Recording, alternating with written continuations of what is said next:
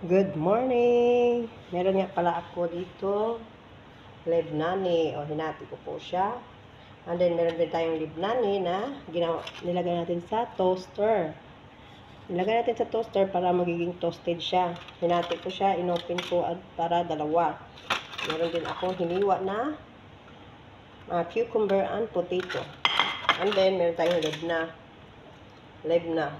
Ipahid natin dito ang Lebanese. Lagyan natin siya ng Lebanese para pampalasa. Maganda to sa breakfast niyo mga idol. Kaya na siya on. Pahiran lang natin siya ng Lebanese. And then, lagyan natin siya ng cucumber. Ayan. Ganyan lang mga idol. Lagyan natin. And then, lagyan natin siya ng tomato. Yan, hiniwang tomato. And then, ilagay na natin ito. I-crack lang natin siya. Yan. Yung tinosted natin na kubos Lebanese. Ganyan lang po mga idol. Ganyan. Ilagay mo lang siya dyan. Maganda to sa almusal kasi ito yung paborito din ng amo ko. Pagtapos mo siyang mailagay ganyan, i-roll po natin siya. O, diba? Kapag may excess, alisin mo na lang. O, diba? Ganito na po siya. Then, bite nyo na po.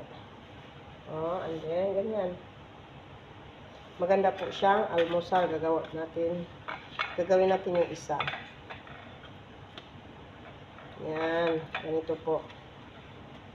Wala po kayong maisip na almusal, ito po yung gawin nyo.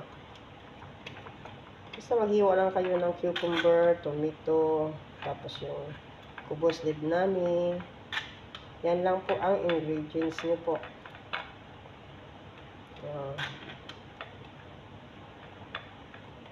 Ganyan lang po siya. Ulitin natin ating ginawa. Cucumber. And then tomato, sliced tomato. Ganyan lang po. And then ito, yung toasted natin kubos. Yan po mga idol. Maganda po ito siya kainin. Lalo na po toasted yung kubos natin.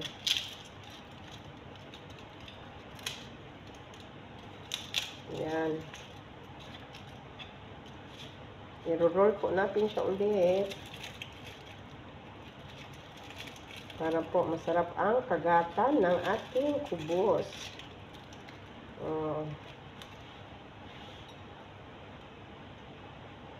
Ganyan lang mga idol. Isi-serve na natin sa ating amo. Takpan muna natin bago tayo aalis. O, diba? Ganyan lang mga idol. Ganyan lang siya. Ganyan lang po siya. Pwede na siyang almusal, guys. Yan na. Yan. Thank you for watching.